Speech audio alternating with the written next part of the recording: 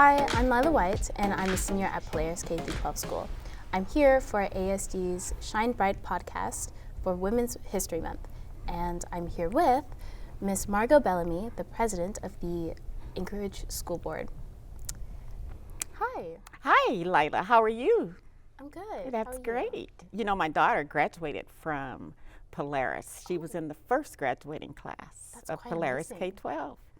Really is amazing because she's like 40-something now. I wonder what she would think of it now.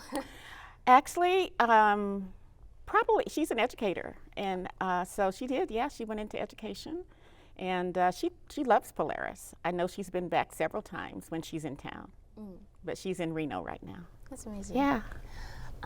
So the first question that I wanted to ask, considering that it is Women's History Month, I wanted to know a little bit more about your history and how you got here to be the president of the Anchorage School Board. Oh, wow. That spans quite a few decades. But first of all, in honor of, Women's History Month, I just want to give honor to the women, the very amazingly strong women that on whose shoulders I stand today. And that would be my grandmother, Benny Mae Jones of Georgia, Cairo, Georgia, actually. My mother, Louise Ella Gross from Miami, also born in Georgia. And my sister, Ernestine McElveen, who recently passed away. But they were significant influences in my life. So I want to honor them. And then I also want to just honor those women along the way that saw something in me that I didn't even see in me and said, either gave me an opportunity or suggested that I do something, and I had the good sense to do it. How did I get here? So I was born in a little segregated pocket of Miami, Florida. I spent my entire childhood there. I eventually left to go to college because of my sister, Ernestine. I came to Anchorage after I graduated from college, and I've been here like 50 years. It's like amazing, right? But along the way, there've been challenges and opportunities, that kind of shape who you are. Mm-hmm. But I think my original imprints came from those three women, right? And of course, my birth order. I'm number 4 out of 8 kids. That's good. Being in the middle gives you a certain perspective and a depth of understanding. How to stand up for yourself, how to, protect and advocate and care for others, making sure everybody is doing what they need to do, because that's just what the middle child does, right? And then you also learn, where those cautionary tales, right? You know what not to do, as well as what to do. You also know what not to do. So I think those imprints pretty much have followed me throughout my entire life with everything that I've done. Coming to Anchorage, like I said, this is my 50th year in education. It doesn't seem possible, but I worked in the Anchorage School District for 43 years. Loved it.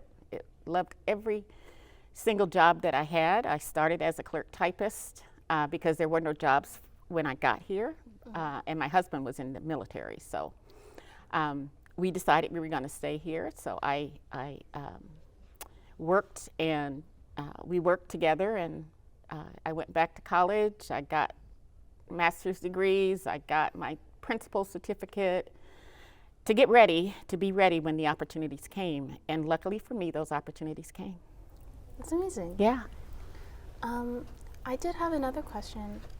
You mentioned that you had challenges as well as opportunities, so I would be interested to know the biggest challenge that you ever faced?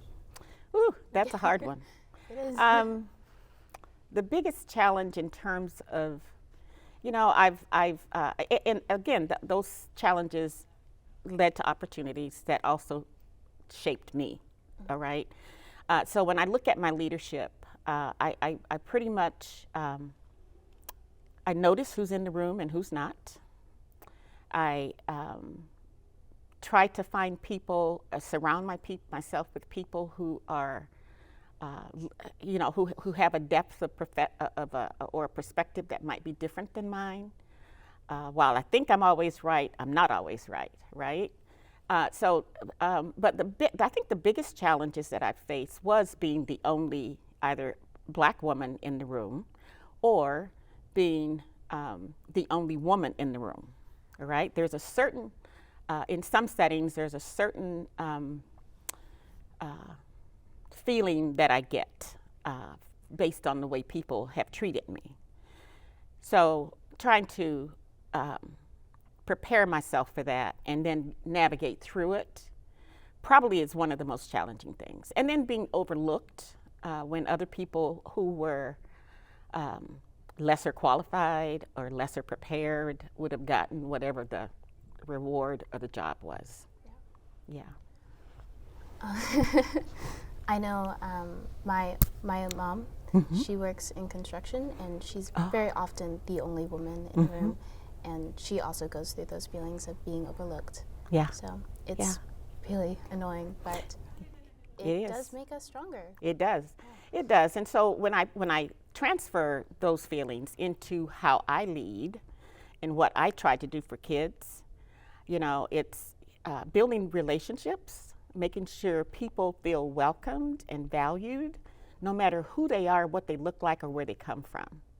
And that's very important. And I don't think people are meaning to be dismissive or demeaning. They just don't know that they are. Yeah. And sometimes, and I have not always told people when they were being that way. Today I do tell people when they're being that way. So I did have a question. In my own personal experience, it's been hard to get out of the shell that most women have to deal with. And I wanted to know, any advice you had for a aspiring leader. Oh, that's a great question. And I think when I look at my own life, the things that have mattered to me are people who take time to talk to me, to mentor me, to just have conversations with me. So one of the ways that what I would tell anybody, whether it's a male or a female, but especially if they're female, is to just know that you are a unique and special individual. Right? I mean, there's nobody else in this world like you. And that's your gift. That's your superpower. Now, you got to figure out what that means for you. But that's your gift and that's your superpower. And then I think the other thing I would say is to find your passion. Find what makes you just happy, makes you feel joy. And it doesn't have to do that for anybody else. But, if you have a passion, education was my passion. I've gotten to live it out for 50 years. Most people don't get a fraction of that time, right? And so, so you just knowing that number one, you are unique. Number two, find that passion, and then just celebrate, respect, and serve others. Yeah. That's huge. That's part of why I love education. I get to celebrate, respect, and care for others all the time. And it hasn't always been a good thing that I did that, right? Because you let yourself go. So my newest learning as I've gotten older is really trying to figure out and take care of me, and not have because if I'm not well, I can't do the things I want to do, right? So self-care, knowing who you are, finding your passion, and respecting and celebrating and caring for others, serving others. It's both inspiring, but it's just so hitting. Yeah, it's daunting. I can't. I think when I was I don't remember a lot when I was your age, but I do remember the feelings of being not really confused, but like overwhelmed, a little bit anxious, that, because you don't know what you don't know, and you just, the world, people tell you, my grandmother and my mother used to tell me, you can do anything you want to do. You can do it. You just need to set your mind to it and do it. And I didn't know what that meant, right? I figured it out though, but it took a lot of courage, because see, I grew up during a time when segregation. I mean, you had my neighborhood and other folks' neighborhood, right? And so what I had to deal with, it wasn't until I went to college that I was in a fully integrated environment. It scared me to death. It literally scared me to death. I didn't think I was going to make it, except my sister, my oldest sister, Ernestine. She was the first to graduate from college in our family. And for her, there was just no other way. There was no other choice for me either. Now, she was 12 years older than me, and she thought she was my mother, but she really was not. But it was through her that I got to go to college, and that I got to experience a life outside of a segregated community. Now, don't get me wrong, that segregated community was very, very nurturing, because everybody, when you're in a situation where everybody looks like you, there's it's just the way it is, right? It is, it's very comfortable. But I didn't know it didn't represent the real world until I got out of, went to college, went to live with my sister, and I got the opportunity to see a whole different way of learning. I discovered things about myself that I didn't even know existed. I mean, nobody ever taught me how to study. I had to be taught how to study in college, right? And I thought I was the smartest thing in the world. I had to, really embrace people who were different than me. And I had to tolerate people who did not want me to be in their spaces. But at the same time, here I am today. I don't know where they are, but I'm sitting right here with you. That's amazing. Yeah. I think it's a lesson to us all, just getting out of our comfort zone, because it helps us grow. It does. It does. With that, I wanted to ask if you have any challenges that you're still going through that you haven't quite learned the lesson. Yeah, I'm still learning a lot. I mean, I learned this whole self-care thing is new for me, but I'm learning, and I don't know why that was so hard for me, except being that middle child. Remember, I told you I was number 4 of 8. Mm-hmm. You just had certain duties that you had to do, right? But I think I'm also unlearning some things, which is just as important. I tend to, when I feel like I'm in an environment that is either threatening, unsafe, or hostile, I do this mental thing where I put armor, literally put armor on my body, right? Like the ancient armor where you have the helmet and you have the gloves and all this stuff. I do that, and it's a mental thing. Mm-hmm. But when I do that, I block out stuff that I need to take in. So I still struggle with how do I cope, and I try not to cope by insulating myself anymore, and that's a constant struggle. But I think I'm getting pretty good at it. That is an amazing achievement, just to keep going even after you found some bad coping habits, mm-hmm. but growing out of them is good. Yeah. Right? I think I just have like a few more questions. It's just about your achievements, and like you've achieved so much getting to here, but I wanted to know your favorite, or the one that you found most powerful. Oh, just one? Just one? If I gotta pick one, I think top of my list would be raising my kids, having and raising my kids. And now enjoying their kids, my grandkids. That probably is my greatest accomplishment. And then the other is, after 50 years in education, seeing kids who are now grandparents and parents of kids that I had when they were in middle school.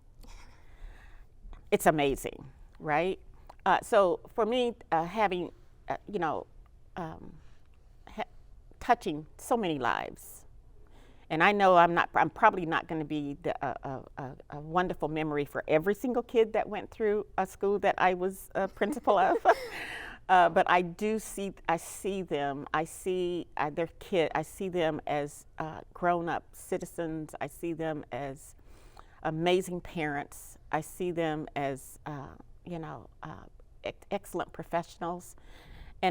For me, while I know I'm not the only one that have helped to develop them, to develop that individual, I just take such pride in being among the people who would have been in a position to make a difference in their lives. Yeah. So I think those would probably be the top of my list.